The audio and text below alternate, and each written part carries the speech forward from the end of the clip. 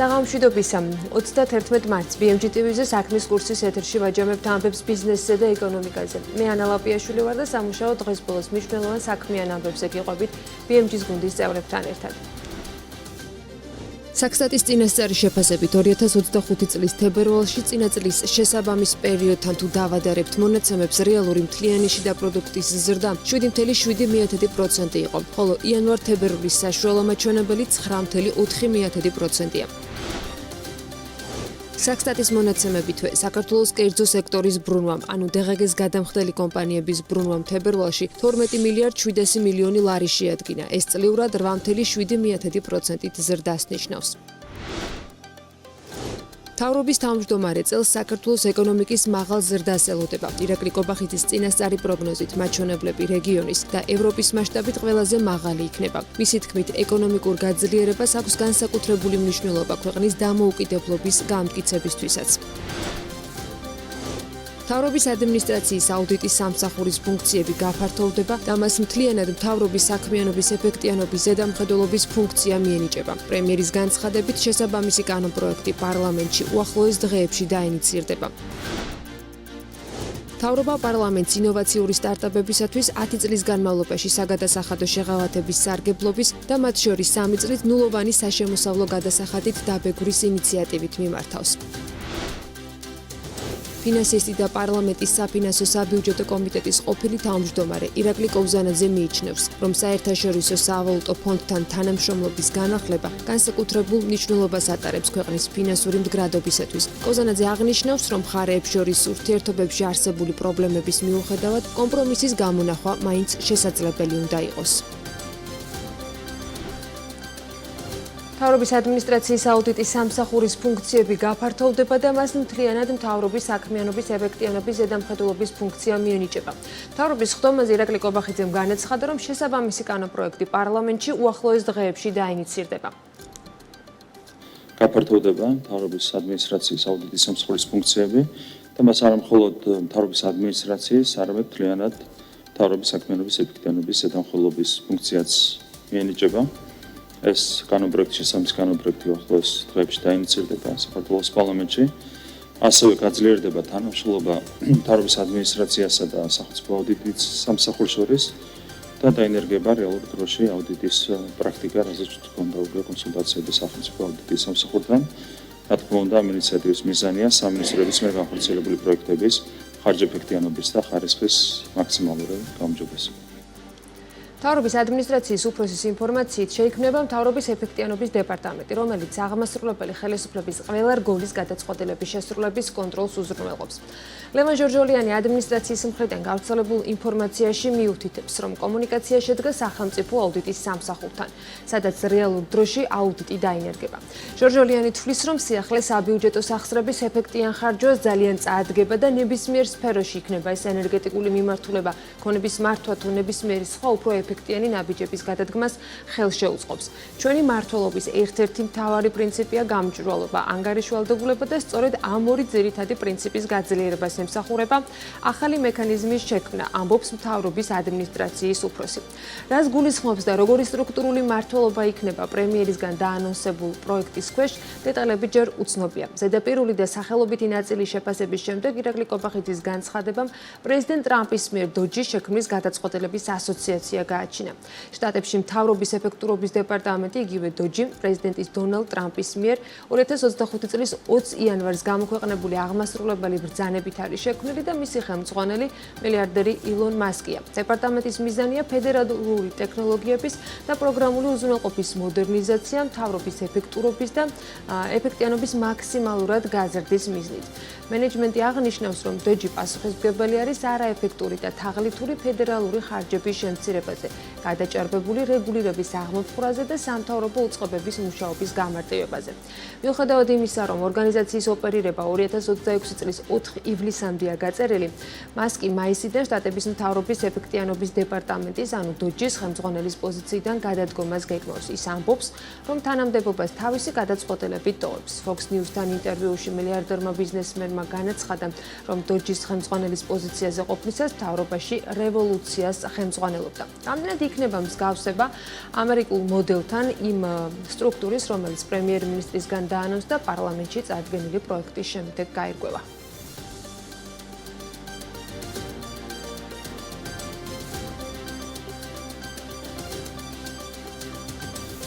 მთავრობა პარლამენტ სტარტაპებისათვის 10 წლიანი საგადასახადო საჟეღავათო პირობების ასამოქმედებლად პროექტს წარუდგენს. გასული წლის 19 მარტს დაანონსებული პროექტის თანახმად ინოვაციური სტარტაპი 10 წლის განმავლობაში საგადასახადო შეღავათებით ისარგებლებს და მათ შორის 3 წლით ნულოვანი საშემოსავლო გადასახადით დაიფეგრება. მთავრობის ხდომაზე პრემიერს არ დაუკონკრეტებია, როდის ამოქმედდება ინიციატივა, რომელიც ჯერ კიდევ 1 წლის წინ ჯიტას 10 წლის იუბილეზე დაანონსა. დეტალებზე არც მთავრობის ადმინისტრაციაში და არც ეკონომიკის სამინისტროში განმარტებები დამატებით არ გაკეთებულა.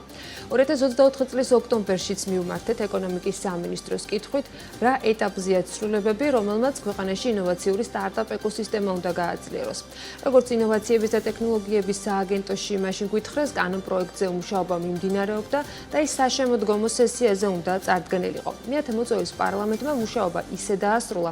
პრემიერის დაანონსებული ინიციატივის შესაბამისი სამუშაო დოკუმენტი საკანონმდებლო ორგანოში არ დაფიქსირებულა. 31 მარტის მთავრობის ხდომაზე გაკეთებული განცხადებით კი პროექტის წარდგენა შესაძლოა უკვე მე-11 მოწვევის პარლამენტს მიმდინარე საგაზაფხულო სესიაზე მოუხდეს. რა ტიპის საგადასახადო პრეფერენციებით ისარგებლებენ სტარტაპები და როგორ აფასებს სექტორი დაანონსებულ ცვლილებებს? ელინი გოგბერაშვილის სიუჟეტში მოვისმენთ. ქართული ოცნება ინოვაციური სტარტაპების ხელშეწყობისთვის საგადასახადო შეღავათებს ამზადებს. ქართული ოცნების მთავრობის ხდომაზე ირაკლი კობახიძემ თქვა, რომ ინოვაციური სტარტაპები საგადასახადო შეღავათებით 10 წლის განმავლობაში ისარგებლებენ, მათ შორის 3 წლით ნულოვანი საშემოსავლო გადასახადით დაიბეგრებიან. როდიდან შეძლებენ სტარტაპები საგადასახადო შეღავათებით სარგებლობას, ამაზე ოცნების პრემიერს არაფერი უთქვამს, თუმცა მისი მთავრობის შემადგენლობამ სწორედ ბოლოს ხდომაზე განიხილა ინოვაციების შესახებ და საქართველოს საგადასახადო კოდექსში ცვლილებები, რომელიც წესით როგორც წინა წლის მარტში დაანონსეს, დღეს უკვე ძალაში უნდა იყოს. კერძო სექტორში ქართული ოცნების ინიციატივას დადებითად აფასებენ, თუმცა როგორც Future Lab-ის დამფუძნებელი ამბობს, მაღალი კონკურენციის პირობებში მას უფრო მოკლევადიანი ეფექტი ექნება. ამიტომ სახელმწიფომ სტარტაპ ეკოსისტემის განვითარებისთვის ბაზარს სხვა სტრატეგია უნდა შესთავაზოს. შეღავათი დადებით პროცესს გამოიწვევს, რადგან მე მსმენია ბევრი ადამიანის რომ კი ეძებენ ესეთ ზონებს, სადაც იქნება საინტერესო გადასახადო გარემო. თუმცა ეს არის დროებითი, იმიტომ რომ კონკურენცია რეგიონში იზრდება, ბევრი სხვა ქვეყანაც აწესებს მსგავს შეღავათებს, ამიტომ კონცენტრაცია სხვა პროცესებზე უნდა გაკეთდეს. ქართულმა ოცნებამ ჯერ კიდევ გასულ წელს განსაზღვრა ქვეყნის 3 ძირითადი ტექნოლოგიური მიმართულება, რაც შესაძლებლობას მისცემს ადგილობრივ და საერთაშორისო ბიზნეს გლობალური დონის ტექნოლოგიური გადაწყვეტილებების საქართველოში შექმნან. ეს მიმართულებებია ხელოვნური ინტელექტი, ფაგები და აგროტექნოლოგიები. ქართული სტარტაპების ასოციაციაში თვლიან, რომ საქართველოს რეგიონის ინოვაციურ ჰაბად ჩამოყალიბებაში საგადასახადო შეღავათების ინიციატივა მნიშვნელოვან საფუძველს ქმნის, თუმცა თვლიან, რომ საჭიროა სხვადასხვა ინიციატივები თუნდაც რეგულაციების გამარტივება იმისთვის, რომ კერძო ინიციატივები წახალისდეს. იმისთვის, რომ ამ ინიციატივას ქონდეს რეალური შედეგი, დამატებით კიდე საჭიროა სხვადასხვა ინიციატივების, ასე ვთქვათ, ერთგვარი პაკეტის შემუშავება, რა თქმა უნდა, ეს ერთ დღეში ვერ ხდება. თუმცა ეტაპობრივად, რა თქმა უნდა, საჭირო და აუცილებელია, თუნდაც იგივე რეგულაციების გამარტივება, სხვადასხვა ეგრეთ წოდებული ინსენტივების შექმნა, იმისთვის, რომ კერძო ინიციატივები რაც შეიძლება მეტად წამოვიდეს წინ. რა თქმა უნდა, სხვადასხვა ქვეყანაში არსებობს სხვადასხვა მექანიზმი, არსებობს ეგრეთ წოდებული SPV-ები და ასე შემდეგ. გარდა საგადასახადო შეღავათებისა, სახელმწიფოს მხრიდან სხვა ტიპის კონტრიბუციის საჭიროებაზე საუბრობს Future Lab-ის დამფუძნებელიც. ირაკლი ქაშიბაძე ამბობს, რომ მნიშვნელოვანია ვენჩერული დაფინანსების განვითარების ხელშეწყობისთვის სახელმწიფომ შექმნა სტიმულები, მათ შორის საგადასახადო შეღავათები, რათა კერძო კომპანიებმა სტარტაპებში ინვესტიციები ჩადონ. სტარტაპებს სჭირდება ხელშეწყობის მექანიზმები, ოღონდ არა, ასე ვთქვათ, თავიდან, რა თქმა უნდა, ეს იყო კარგი სახელმწიფო ხელშეწყობა. ბევრი ინვესტიცია განხორციელდა, ეხლა მნიშვნელოვანია ის, რომ კერძო ინიციატივები უფრო მეტად გაიზარდოს, თუმცა სწორედ არის დასაგეგმე პროცესები, ანუ არა პირდაპირ ხელშეწყობით, არამედ უნდა მოხდეს იგივე კერძო სექტორის სტიმულირება, მათ შორის მათთვის გადასახადების დაწესება იმ კომპანიებისთვის, ვინც სტარტაპებში განახორციელებს ინვესტირებას. ან მეტი კერძო ფულის გაჩენა, ნაკლები ეგრეთ წოდებული გრანტებზე დამოკიდებული ადამიანის ყოლა ქვეყანაში კარგ შედეგს გამოიწვევს ინდუსტრიის ზრდის თვალსაზრისით. საგადასახადო შეღავათების დაწესებით ქართული ოცნება ახალი ინოვაციური სტარტაპების დაფუძნებას, საერთაშორისო სტარტაპების მოზიდვას, ინვესტიციების შემოდინებას და ახალი სამუშაო ადგილების შექმნას და ქვეყნის ინოვაციურ ჰაბად გარდაქმნას მოელის. ეს ინიციატივა ხელს შეუწყობს ახალი ინოვაციური სტარტაპების დაფუძნებას, ასევე საერთაშორისო სტარტაპების მოზიდვას ჩვენს ქვეყანაში. ეს ინიციატივა ასევე ითვალისწინებს მნიშვნელოვანი საგადასახადო მხარდამჭერი მექანიზმების შემოღებას მცირე და საშუალო საწარმოებისთვისაც, რომლებიც ინოვაციური პროდუქტის ან მომსახურების შექმნით არიან დაკავებული. რა ტიპის ცვლილებები შეაქვს ეკონომიკის სამინისტროს ინოვაციების შესახებ კანონში და რა საგადასახადო შეღავათები იქნება გათვალისწინებული სტარტაპებისთვის საგადასახადო კოდექსში, ჯერ კონკრეტულად უცნობია.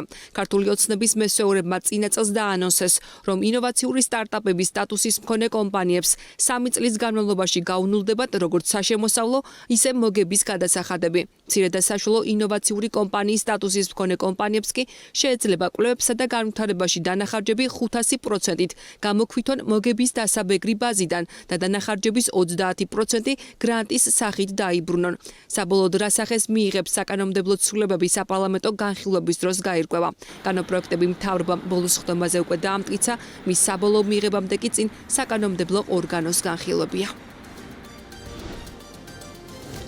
საქსტატის განახლებული მონაცემებით თებერვალში ეკონომიკა 7.7%-ით გაიზარდა. 2 თვის საშუალო ზრდა 9.4%-ია. ამავე პერიოდის განმავლობაში საქსტატის თანახმად საქართველოს კერძო სექტორის ბრუნვამ, ანუ დღგ-ს გადამხდელი კომპანიების ბრუნვამ, ამ წლის მეორე თვეში 12 მილიარდ 700 მილიონი ლარი შეადგინა. ეს წლიურად 8.7%-ით ზრდას მიუთითებს. ეკონომიკის რომელ სექტორებს ჰქონდა მზარდ მაჩვენებლებში ყველაზე დიდი კონტრიბუცია და სად ფიქსირდება კლება? ანუკა ჯოხაძის სიუჟეტი ვნახოთ. 2025 წლის თებერვალში საქართველოს ეკონომიკა 7.7%-ით გაიზარდა. წლის პირველ ორ თვეში საშუალო ზრდა 9.4%-ია. საქსტატში განმარტავენ, რომ წლის მეორე თვეში ყველაზე მეტად პროფესიული, სამეცნიერო და ტექნიკური საქმიანობის სექტორი გაიზარდა, რაც სხვადასხვა ადმინისტრაციულ და ტექნიკურ მომსახურებებს მოიცავს. სტატისტიკური მონაცემები აჩვენებს, რომ გაზრდილია როგორც IT სექტორის ბრუნვა, ისე ენერგეტიკის სექტორიც, სადაც ჰიდროელექტროსადგურების გამომუშავების მოცულობა შემცირდა, თუმცა თბოსადგურების გამომუშავება დაახლოებით 20%-ით გაიზარდა. ეკონომიკური ზრდის მაჩვენებლებთან დაკავშირებით შეფასება გააკეთა ლევან დავითაშვილმაც, რომელიც ამბობს, რომ ეკონომიკური ზრდის მონაცემები აძლევს იმის თქმის საშუალებას, რომ ეს წელი საკმაოდ დინამიკურად წარიმართება. პირველ თვეს ჩვენ გვქონდა ორნიშნა ეკონომიკური ზრდა, საკმაოდ მაღალი ეკონომიკური ზრდა იყო თებერვლის თვეშიც მიუხედავად საბაზისო მაჩვენებლისა, ისე რომ ჩვენი მოლოდინით მიმდინარე წელი საკმაოდ დინამიური უნდა იყოს, იქიდან გამომდინარე, რომ ჩვენ ძალიან ბევრი პროექტი გვაქვს, რომელიც ამ წელს უნდა განხორციელდეს. ჩვენ ეკონომიკური ზრდა 6%-ზე გვაქვს დაგეგმილი, თუმცა მიმდინარე წლის პირველ ორ თვეში საკმაოდ მაღალი ეკონომიკური ზრდა გვქონდა, აქედან გამომდინარე ჩვენი მოლოდინია, რომ შეიძლება დაგეგმილზე უფრო მაღალი ეკონომიკური ზრდით დავამთავროთ ეს წელი. თებერვალში კლება ორ ძირითად სექტორში დაფიქსირდა, მათ შორისაა დამუშავებელი მრეწველობა და მშენებლობა. გოგიტე თოდრაძე განმარტავს, რომ მშენებლობის დარგში შემცირება ძირითადად ინფრასტრუქტურის მიმართულებით სამუშაოების შენელებასთან იყო დაკავშირებული, თუმცა თავისი ეფექტი ჰქონდა დეველოპმენტსაც. ორ სექტორში გამოვლინდა ძირითადად კლების ტენდენციები. ერთ-ერთი იყო დამამუშავებელი მრეწველობის სექტორი, სადაც შემცირების გამომწვევ მიზეზად სახელდებაა ძირითადად მეტალურგიული მრეწველობა. შემცირებულია ასევე სპირტიანი სასმელების, მათ შორის ყურძნის ნატურალური ღვინის ასე ვთქვათ, წარმოების მაჩვენებლები დაახლოებით 47-48%-ით შემცირდა ყურძნის ნატურალური ღვინის ექსპორტი. რაც შეეხება მშენებლობის სექტორში, შემცირება ძირითადად დაკავშირებული იყო სამოქალაქო მშენებლობასთან, როგორიცაა ხიდების, მაგისტრალების, გვირაბების მშენებლობა და ასევე შედარებით ნაკლები მოცულობით იყო სამუშაოები განხორციელებული, როგორც საცხოვრებელი, ისე არასაცხოვრებელი შენობა ნაგებობების მშენებლობის მიმართულებით. ინფრასტრუქტურის მშენებელი კომპანიების წარმომადგენლები BMG-სთან განმარტავენ, რომ გასულ წელთან შედარებით სექტორში კლება მასშტაბური პროექტების დასრულებას უკავშირდებოდა. თუმცა ბიზნეს წრეებში არსებული გამოწვევების ფონზე სექტორში კლების ტენდენციის შენარჩუნებას არ გამორიცხავენ. თებერვალში მიდიოდა რიკოტის დამონტორებელი სამუშაოები და მეორე ლარსისკენ მიმავალი გზის გვირაბის და ასევე დამაკავშირებელი ხიდების მშენებლობის გვირაბი პრაქტიკულად დამთავრებულია და მეორე არის რიკოტი დამთავრდა პრაქტიკულად. რიკოტის დამონტორებელი სამუშაოებია პირველ ლოდზე და ამიტომ შემცირება ნამდვილად იქნება. შეიძლება მოსალოდნელი იყოს შენელება, იმიტომ რომ სახელმწიფო ფონდები გაიზარდა ფასები, სამშენებლო მასალების სამწუხაროდ ცხოვრება ძვირდება, სამშენებლო ფასები დამკვეთის მხრიდან არ ძვირდება და ამას საკმაოდ სერიოზული გადაწყვეტები ჭირდება. აქედან გამომდინარე, ნამდვილად მოსალოდნელია, რომ ყველაფერი ასე თუ ისე შემცირდეს. საერთაშორისო ბაზარზე ფასების კლების და შესაბამისად მეტალურგიულ სექტორში კრიზისის დაწყების შემდეგ მოლოდინი ადგილობრივ ბიზნეს თებერვალში კლების მაჩვენებლების მიუხედავად გაუმჯობესებული აქვთ. დარგობრივ ასოციაციაში ამბობენ, რომ გლობალურად ფასების ზრდის ტენდენციას აჩვენებს, რაც ფოლადზე მოთხოვნას გაზრდის. კომპანიებს შეჩერებული მუშაობის აღდგენისკენ უბიძგებს და ექსპორტიც გაიზრდება. ჯორჯია მანგანეზმა განაახლა მუშაობა, ჩართო ღუმელები, თითქმის მთელი დათვირთვით მუშაობს. შესაბამისად, უკვე აპრილი-მაისის თვიდან სტატისტიკა შეიცვლება, ექსპორტზე მეტი ფეროშინადნობი გავა. იმედი გვაქვს, რომ გარკვეული გაუმჯობესება იქნება იქიდან გამომდინარე, რომ თქვათ სამშენებლო სეზონი მოდის და მეტალზე და მეტალის პროდუქციაზე მოთხოვნა გაზრდილი იქნება მთელ მსოფლიოში და შესაბამისად ქართულ ფეროშინადნობებზეც. გაზაფხულის პერიოდში ელექტროენერგიაზე საქართველოში ფასი დაბლა ჩამოდის, შესაბამისად თვითღირებულება საგრძნობლად უნდა გაუმჯობესდეს. საქსტატის ანგარიშით საქართველოში თითქმის 4%-ით შემცირდა ახლად რეგისტრირებულ საწარმოთა რაოდენობა. აისეტის კვლევითი ინსტიტუტის წამყვანი ეკონომისტი გიორგი პაპავა გვიხსნის, რომ ეს მაჩვენებელი მიგრანტების ფაქტორით გამოწვეული ბუმის შენელებით შეიძლება აიხსნას. მისი თქმით, ეკონომიკის ზრდა ტენდენციურ ხასიათს ატარებს, რაც დადებითად მოქმედებს მაჩვენებელზე, თუმცა არსებობს საყურადღებო ნიშნები, რასაც დაკვირვება სჭირდება.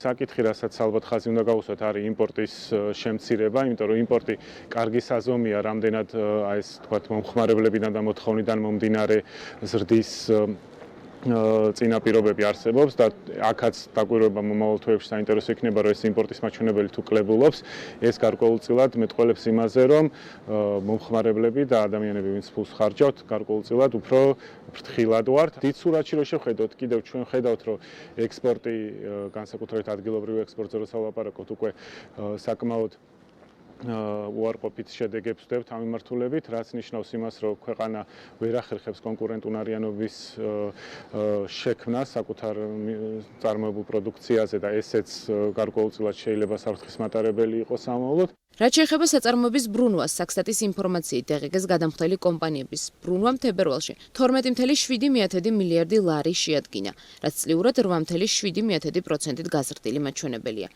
ეკონომისტები ამბობენ, რომ თებერვალში კერძო სექტორის ბრუნვა მატების ტრენდზეა, თუმცა ამ შემთხვევაში საყურადღებო მაინც ზრდის ტემპის შენელებაა. მიმდინარე ეკონომიკური ზრდის მაჩვენებლები პრემიერის შეფასებით სასიხარულოა და ირაკლი კობახიძის მოლოდინია, რომ 2025-2029 წლებში საქართველოს ექნება ყველაზე მაღალი ეკონომიკური ზრდა როგორც რეგიონში, ასევე მთლიანად კონტინენტის ევროპის მასშტაბით. მთავრობის ხდომაზე მან თქვა, რომ მთავრობისათვის ერთ-ერთი უმთავრესი პრიორიტეტი ეკონომიკური ზრდის ტენდენციის შენარჩუნებაა. 2025 წლის პირველი და მეორე თვეებიც იყო გამორჩეული. ჩვენ დავყურეთ ეს ორი თვე დადებითი მაჩვენებლებით, იანვარში როგორც მოგხსენებათ, ჰქონდა 11.1% ეკონომიკური ზრდა და თებერვალში დღევანდელი მონაცემის მიხედვით, რომელიც გამოაქვეყნა საქსტატმა, ზრდამ შეადგინა 7.7%. შარშანაც ჰქონდა ჩვენ ამ კუთხით ძალიან დადებითი მაჩვენებელი, 9.4% იყო წლიური ეკონომიკური ზრდა. ჩვენი ერთ-ერთი უმთავრესი პრიორიტეტი არის, რა თქმა უნდა, ამ ტენდენციის შენარჩუნება. როგორც მოგხსენებათ, საბიუჯეტო პროგნოზი არის 6%, ეს არის ერთგვარი პროგრამა მინიმუმი, რომელიც ჩვენ გვაქვს დასახული. თუმცა ვფიქრობ, რომ ტენდენციებით, რომლებიც ფიქსირდება, აქამდე ჩვენ შეგვიძლია ეს გეგმა გადაჭარბებითაც შევინარჩუნოთ, შევასრულოთ. როგორც მოიხსენებათ სავალუტო ფონდის პროგნოზის მიხედვით 2025-29 წლებში საქართველოს ექნება ყველაზე მაღალი ეკონომიკური ზრდა როგორც რეგიონში, ასევე მთლიანად კონტინენტის ევროპის მასშტაბით. ყველაფერი უნდა გავაკეთოთ იმისათვის, რომ არა მხოლოდ ეს პროგნოზი შევასრულოთ, არამედ კიდევ უფრო მეტად გავზარდოთ ჩვენი ქვეყნის ეკონომიკა. ეკონომიკური ზრდის ოფიციალური მაჩვენებლების მიუხედავად, კვლევითი ორგანიზაციის მონაცემები მოსახლეობის სიღარიბეზე მიუთითებს, მაგალითად ICET-ის საქართველოს მუნიციპალიტეტების სიცოცხლეს უნარიანობის შესახებ ინდექსის თანახმად, საქართველოს მთლიანი მოსახლეობის თითქმის 1/13 ცხოვრობს თბილისში და მთლიანი შიდა პროდუქტის 50%-ს ქმნის. კვლევის თანახმად, დედაქალაქისგან განსხვავებით, მუნიციპალიტეტების უმრავლესობაში მცირდება მოსახლეობა და რეგიონების სიღარიბეს, უმუშევრობას და სუსტ ეკონომიკურ განვითარებას განიცდიან. ICET-ის მიერ მომზადებულ მასალაში მითითებულია, რომ მოსახლეობის მესამედი კვლავაც სიღარიბეშია, 55% კი დღეში $6.85 ნაკლების სიღარიბის ზღვარსქვემოთ ცხოვრობს. მიუხედავად იმისა, რომ ადგილობრივი ეკონომიკური განვითარება საკვანძოა, სიღარიბის და სიცოცხლის უნარიანობის არაეკონომიკური მიმართულება კეთილდღეობის კრიტიკულ ფაქტორებს წარმოადგენს, აღნიშნულია კვლევაში. სიცოცხლის უნარიანობის ინდექსი აფასებს ქვეყნის ან რეგიონების ცხოვრების ხარისხს. ამის განსასაზღვრად გამოიყენება ისეთი პარამეტრები, როგორიც არის ეკონომიკური მდგომარეობა, სერვისებზე ხელმისაწვდომობა, დაკავშირებადობა, ინფრასტრუქტურა, დემოგრაფიული და სოციალური ფონდი და ასე შემდეგ. ICET-ის კვლევის თანახმად ჩამოთვლილი ინდიკატორების მიხედვით, სიცოცხლის უნარიანობის ინდექსში ლიდერობს თბილისი, მას მოსდევს ბათუმი, ყაზბეგი, ფოთი და რუსთავი. რეიტინგში ბოლო ადგილს ლენტეხი, ცაგერი, მარნეული, მარტული და ხულო იკავებს.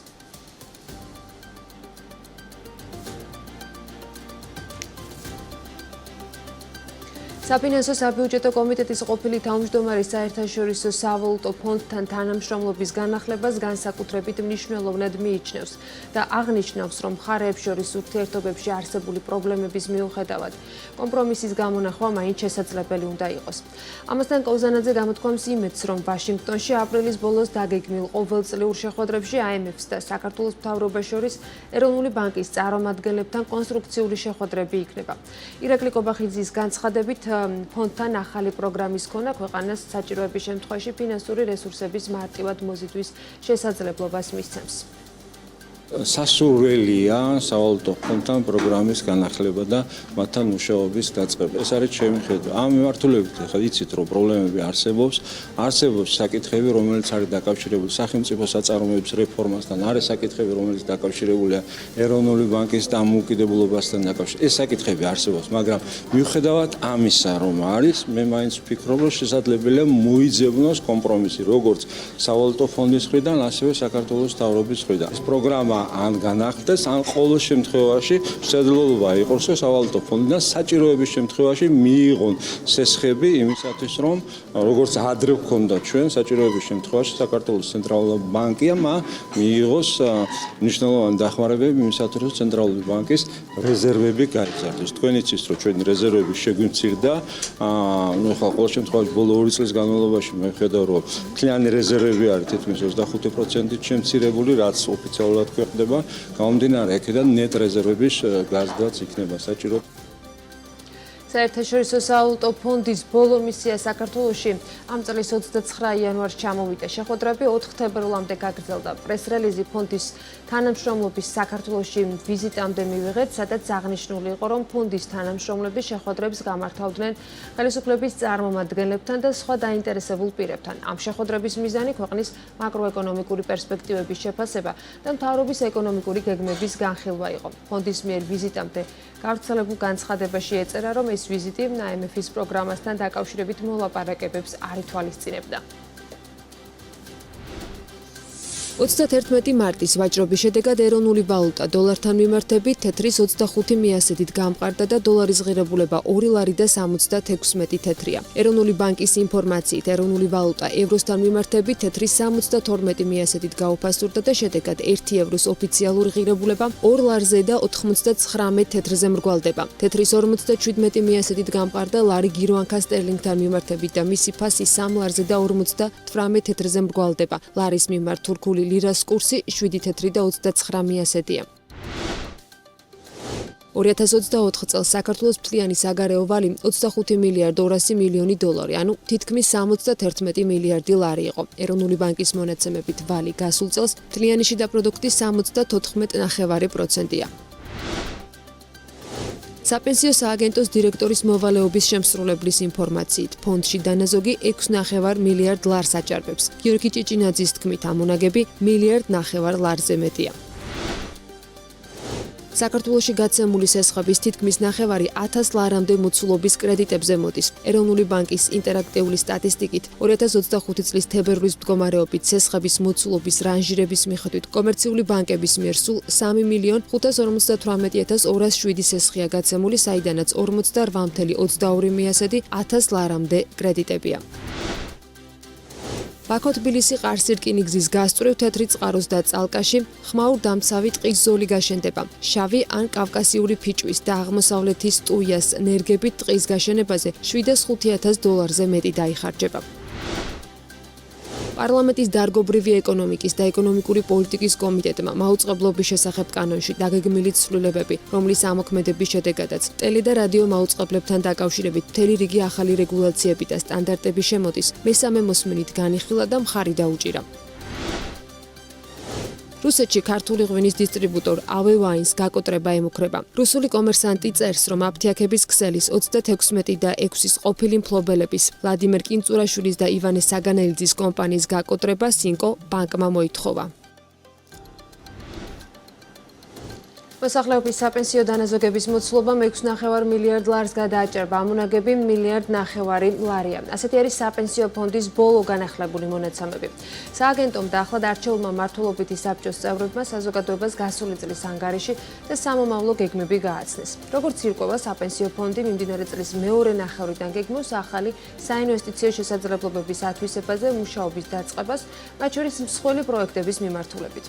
რა ხედვა აქვს ახლად არჩეულ მმართველობით საბჭოს და რამდენად უსაფრთხოდ არის მოსახლეობის საპენსიო დანაზოგები დაბანდებული, დეტალებს ნუცა შუბაშვილის სიუჟეტში გიყვებით. 6.5 მილიარდი ლარის მოცულობის საპენსიო ფონდი და 1.5 მილიარდი ლარის ამონაგები.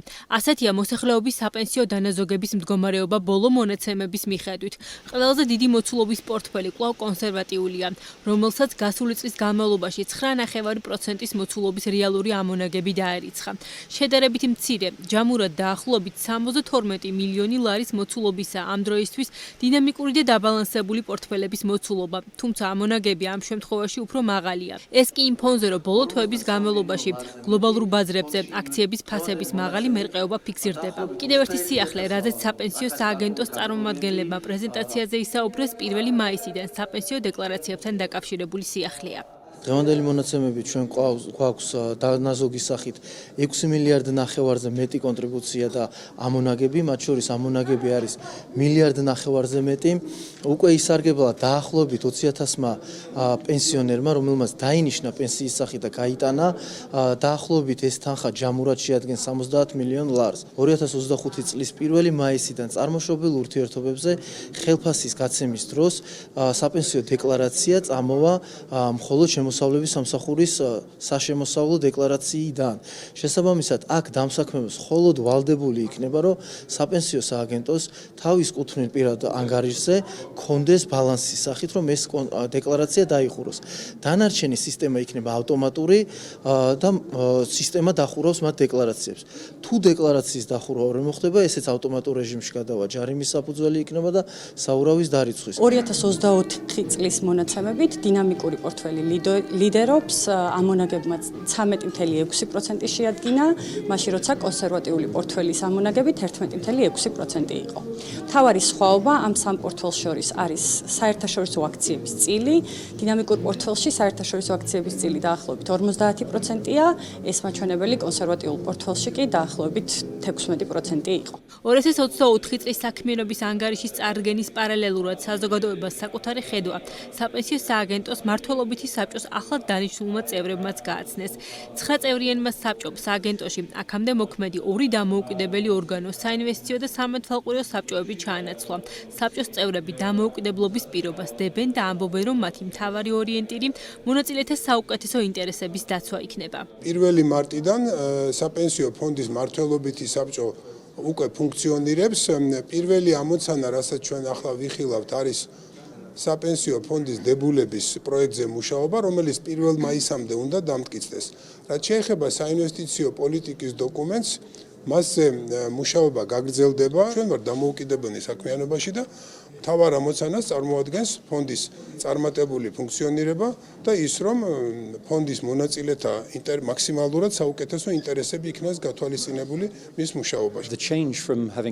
ცვლილება მინისტრთა სამეთუყურო საბჭოდან და უცხოელი პროფესიონალებისგან შემდგარი საინვესტიციო საბჭოდან ერთიან საბჭოზე ვფიქრობ ბუნებრივი პროგრესია. ჩვენ ახლა გადავედით სისტემაზე, სადაც გვაქვს ერთი საბჭო, გვყავს 5 ადგილობრივი არჩეული თანამდებობის პირი, ერთი მთავრობიდან დანიშნული წარმომადგენელი და 3 საერთაშორისო ექსპერტი, რომელთაგან ერთი მე ვარ. ვფიქრობ ეს ბუნებრივი პროგრესია და ჩვენ ძალიან დამოუკიდებლები ვიქნებით. მე გავაკეთე ხელახლა არჩევნებისთვის განაცხადი, რადგან ვფიქრობ, რომ ეს რეფორმა წარმოუდგენლად მნიშვნელოვანია საქართველოს ეკონომიკისთვის და ქართველი ხალხისთვის. ვფიქრობ, ჩვენ ჯერ კიდევ ბევრი გვაქვს გასაკეთებელი საპენსიო სისტემის და ფონდისთვის საინვესტიციო საშუალებების გასავითარებლად. ამ დროისთვის საპენსიო დანაზოგების დიდი ნაწილი კვლავ კომერციულ ბანკებშია განთავსებული. დანაზოგების დაახლოებით 20% კი გლობალურ საფონდო ბაზრებზე. ეს კი იმ ფონზე, რომ კანონში შესული ცვლილებების თანახმად უკვე გაჩნდა შესაძლებლობა, რომ საპენსიო ფონდის კონსერვატიული პორტფელის 15% სხვა აქტივებშიც განთავსდეს. კერძოდ, სხვადასხვა საინვესტიციო ფონდებში, ასევე საპენსიო თანხების გარკვეული ნაწილი ცხულ პროექტებში მიემართოს. სააგენტოში ამბობენ, რომ კონკრეტული პროექტების განხილვა ჯერჯერობით არ ყოფილა, თუმცა ამ მიმართულებით აქტიურებას წლის მეორე ნახევრიდან გეგმავენ. ეროვნულმა ბანკმა რეგულაციით დაარეგულირა ის წესები და ის მინიმალური ანალიტიკა, რაც უნდა გაკეთდეს მსგავს პროექტში ინვესტირებამდე. ჩვენ ახლა სანამ უშუალოდ პროექტების ანალიზს დავიწყებთ, მანამდე პროცესები და პროცედურები უნდა შევადგინოთ, შიდა პროცესები, როგორ მივიღებთ გადაწყვეტილებას, რა სექტორებით ვიქნებით დაინტერესებული და მხოლოდ ამის შემდეგ დავიწყებთ უშუალოდ საინვესტიციო პროექტებზე მუშაობას.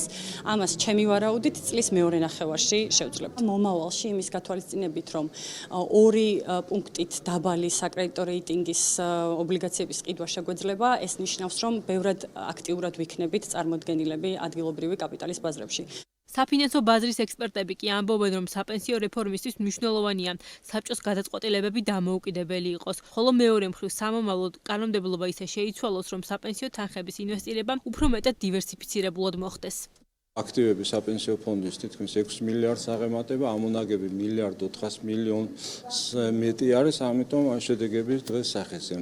ასევე არის ძალიან მნიშვნელოვანი, რომ საპენსიო ფონდის ახალი ხელმძღვანელობა მმართველობითი საბჭო, რომელიც დღეს ჩამოყალიბდა და არის შექმნილი როგორც უცხოელი კოლეგებისგან, ასევე ქართველი კოლეგებისგან, მუშაობდეს იმ პრინციპით, რომ მათი მთავარი მოქმედების არეალი და მუშაობის პრინციპი იყოს ისინი მოქმედებდნენ, მათი აქტიურობა იყოს იმ მიმართულებით, რომ ისინი ხელმძღვანელობდნენ საპენსიო ფონდის თითოეული წევრის ინტერესების გათვალისწინებით. აქ არის მნიშვნელოვანი დავაკვირდეთ, რა საშუალება აქვს კაპიტალის ბაზარს საქართველოში, რეგიონში და რა ტიპის დივერსიფიკაცია უნდა გაკეთდეს და რა ტიპის საკანონმდებლო ცვლილებები უნდა გაკეთდეს. შეიძლება ვიფიქროთ იმაზე, დივერსიფიკაცია ხო არ უნდა გავზარდოთ სხვაგვარად. ანუ დღეს თუ არის 80% თქვათ მხოლოდ ადგილობრივ ბაზარზე, რაც აგრეთვე მნიშვნელოვანია რაღაცა ეტაპისთვის, როდესაც აკუმულირება ხდება გაცილებით დიდი თანხის, შესაძლოა ეს კოეფიციენტი იქნეს გადახედილი. აგრეთვე შესაძლოა უფრო მეტი ყურადღება მიექცეს საჯაროფასიანი ქაღალდების, მათ შორის ბირჟაზე დაშვებული საჯაროფასიანი ქაღალდებში ინვესტირების საკითხს. აღსანიშნავია, რომ ამ დრომდე ვაკანტური რჩება საპენსიო სააგენტოს დირექტორის თანამდებობა. ამ პოსტზე გამოცხადებული კონკურსი 3-ჯერ გადავადდა, რისი მიზეზიც ეკონომიკის სამინისტროს ინფორმაციით მაქსიმალური კონკურენციის უზრუნველყოფაა. ეროვნულმა ბანკმა 2024 წლის 31 დეკემბრის მდგომარეობით ქვეყნის მთლიანი საგარეო ვალის ამსახველი სტატისტიკა განაახლა, რომლის თანახმადაც სახელმწიფო და კერძო სექტორების ჯამური საგარეო ვალი 25 მილიარდ 200 მილიონ დოლარს შეადგენდა. ეს თანხა წინა კვარტალთან შედარებით 495 მილიონი დოლარით ნაკლებია. ეროვნული ბანკის ინფორმაციით, ვალის შემცირების მთავარი ფაქტორი კურსთა შორისი სხვაობა იყო. რაც შეეხება ვალის კომპონენტებს, 10 მილიარდ 800 მილიონი დოლარი არის სახელმწიფო ვალი. და 14 მილიარდ 400 მილიონი დოლარი კერძო სექტორის საგარეო ვალია. მთლიანმა საგარეო ვალმა 31 დეკემბრის მდგომარეობით 25 მილიარდ 200 მილიონი დოლარი, ანუ დაახლოებით 70 მილიარდ 700 მილიონი ლარი შეადგინა, რაც 2024 წლის მთლიანი შიდა პროდუქტის 74.5%-ია. გასული წლის მეოთხე კვარტალში საქართველოს მთლიანი საგარეო ვალი წინა კვარტალთან შედარებით 494 მილიონ 700.000 დოლარით შემცირდა. მათ შორის ოპერაციული ცვლილებების გამო ვალი 217 მილიონ 700.000 დოლარით გაიზარდა, სხვა ცვლილებების გამო ვალი ასევე გაზრდილი არის 14 მილიონ 600.000 დოლარით, ხოლო საკურსო და ფასის ცვლილების გამო ვალი შესაბამისად 708 მილიონ 700.000 დოლარით და 18 მილიონ 300.000 დოლარით შემცირდა. სახელმწიფო საგარეო ვალმა 10 მილიარდ 800 მილიონი დოლარი შეადგინა, ლარშიეს 30 მილიარდ 400 მილიონი ლარია და მთლიანი შიდა პროდუქტის 32.1%-ია. სამთავრობო სექტორის ვალი აქედან 8 მილიარდ 400 მილიონი დოლარი, ანუ დაახლოებით 23.5 მილიარდი ლარი და მთლიანი შიდა პროდუქტის წილი 24.8%-ია. ეროვნული ბანკის ვალდებულებები 811 მილიონ 600.000 დოლარს უტოლდება. მთლიანი შიდა პროდუქტის 2.4%-ია, ხოლო სახელმწიფო საწარმოების და ობლიგაციების შესხები შესაბამისად არის 429 მილიონ 600.000 დოლარის, ანუ GDP-ს 1.3% და მილიარდ 200 მილიონი დოლარი, ანუ GDP-ს 3.6%. საბანკო სექტორის საგარეო ვალმა 8 მილიარდ 300 მილიონი დოლარი შეადგინა, რაც მთლიანი შიდა პროდუქტის 24.7%-ია. სხვა სექტორების საგარეო ვალი კი 5 მილიარდი დოლარი იყო. ამან მთლიანი შიდა პროდუქტის 14.8% შეადგინა და კომპანიათა შორის ვალი ჭამურად იყო 2 მილიარდ 700 მილიონი დოლარი, ეს GDP-ს თითქმის 8%-ია, 7.9%. მთლიანი საგარეო ვალის 88.6% უცხოური ვალუტით არის დენომინირებული, აღნიშნულია ეროვნული ბანკის მიერ განახლებულ სტატისტიკაში.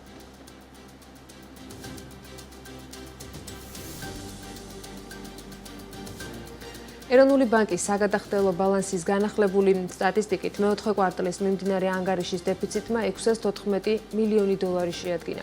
მიმდინარე ანგარიშის ფორმირებაში საქონლით ვაჭრობის და შემოსავლების ანგარიშებს უარყოფითი წვლილი შეაქვთ, ხოლო მომსახურებით ვაჭრობასა და მიმდინარე ტრანსფერებს დადებითი. გასული წლის მიმდინარე ანგარიშის დეფიციტი 4.4% იყო, რაც ისტორიულად ერთ-ერთი დაბალი მაჩვენებელია. წინა წელთან შედარებით მიმდინარე ანგარიშის დეფიციტი 1.1%-ული პუნქტით გაუმჯობესდა. მიმდინარე ანგარიშის გაუმჯობესება კი მეტწილად მომსახურების ბალანსის გაუმჯობესებამ განაპირობა. კერძოდ მოგზაურობიდან მიღებული შემოსავლები 7.3%-ით გაიზარდა. ასევე კვლავ მაღალი ტემპით იზრდება ექსპორტიდან მიღებული შემოსავლები და გასულ წელს იმის წინ, ანუ 2023 წელთან შედარებით ზრდად 16.1%-ით დაფიქსირდა.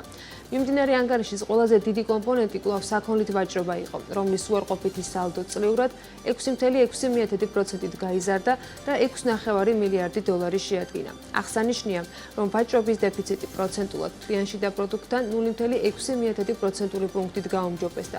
ამავე დროს საქონლის ექსპორტი წლიურად 6.1%-ით და იმპორტი 6.3%-ით გაიზარდა. მიმდინარე ანგარიშის დაფინანსების ძირითადი წყარო კვლავ პირდაპირი უცხოური ინვესტიციებია, რომლის მოცულობაც გასული წლის მდგომარეობით მთლიან შიდა პროდუქტთან 3.9% შეადგენს. სტატისტიკური ინფორმაცია ქვეყნდება ეროვნული ბანკის ვებგვერდზე, სტატისტიკის რუბრიკაში და ბოლო მონაცემებით განახლებული შედეგები სწორედ ასეთია.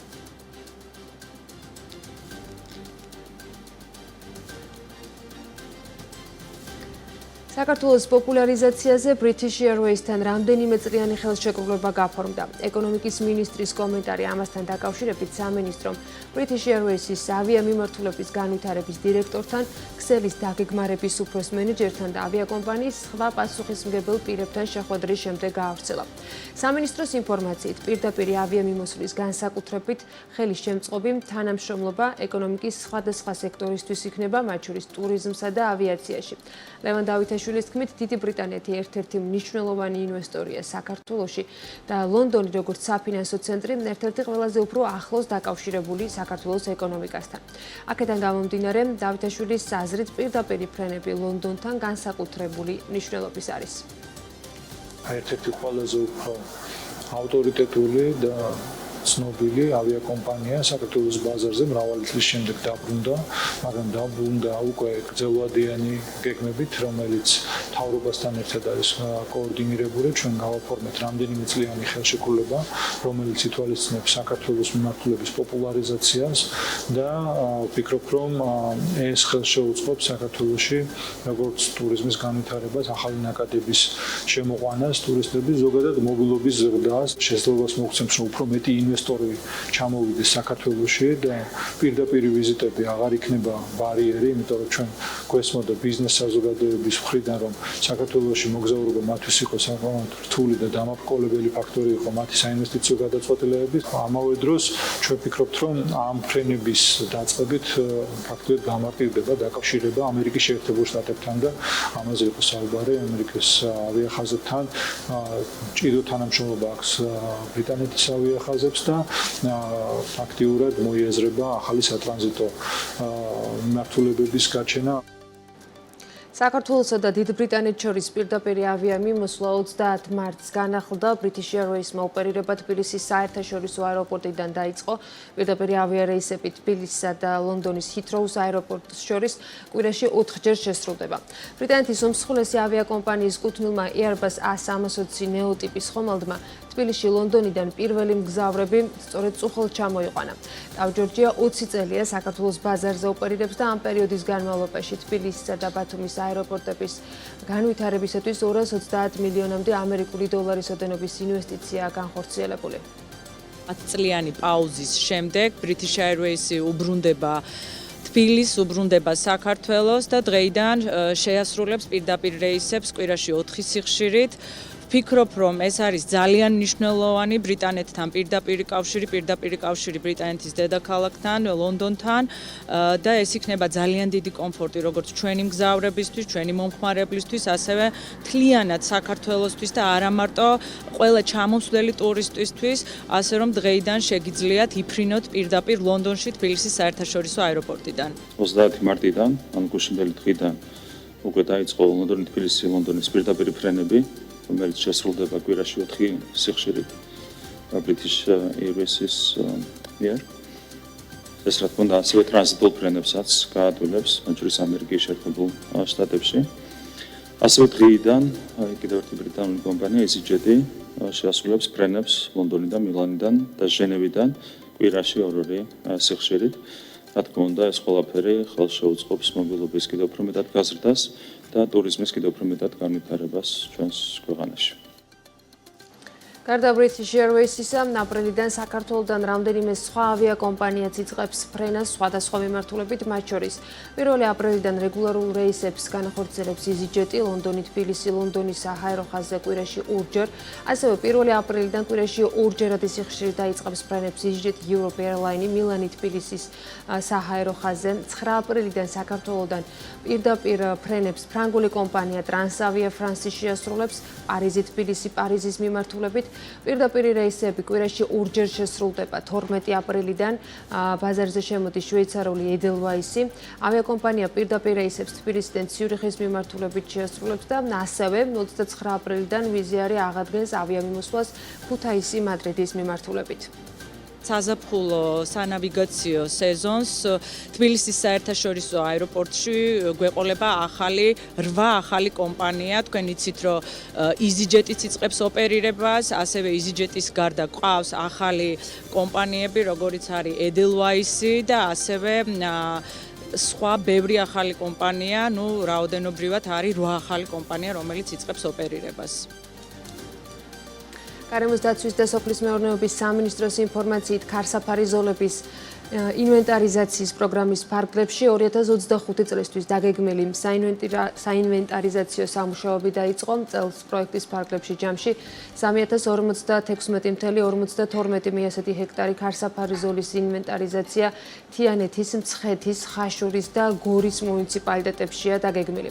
გარდა თიანეთისა, ყველა მუნიციპალიტეტი ქარის სიძლიერის მიხედვით პირველ კატეგორიას განეკუთვნება, რაც ნიშნავს, რომ გაბატონებული ქარები აქ ნიადაგის ძლიერ გამოფიტვა მიწვას იწვევს. სამინისტროს ინფორმაციით 2021-2024 წლებში 12 მუნიციპალიტეტში ინვენტარიზებულია 6675 ჰექტარი ქარსაფარი ზოლი. აღწერილი არის ქარსაფარების ფაქტობრივი მდგომარეობა, მერქნიანი მცენარეების სახეობრივი შემადგენლობა, რაოდენობრივი და ხარისხობრივი მახასიათებლები. ამ ეტაპისათვის ქარსაფარის სტატუსით საჯარო რეესტრის ეროვნულ სააგენტოში რეგისტრირებული არის 4064.93 ჰექტარი სასოფლო-სამეურნეო მიწის ნაკვეთი. რეგისტრაციის პროცესი კი გრძელდება. პარლამენტში ამავე დროს განიხილება კანონპროექტი, რომლის მიხედვითაც ქვეყნის მთელ ტერიტორიაზე არსებული ქარსაფარი ზოლების ინვენტარიზაციის ვადა 2027 წლის 1 იანვრამდე უნდა გახანგრძლივდეს. გარემოს ეროვნული სააგენტოს ინვენტარიზაცია ამ წლის 1 მარტამდე უნდა დაესრულებინა, თუმცა ვადაში ჩატევა ვერ მოხერხდა, რის მიზეზადაც ფინანსების დეფიციტი სახელდება.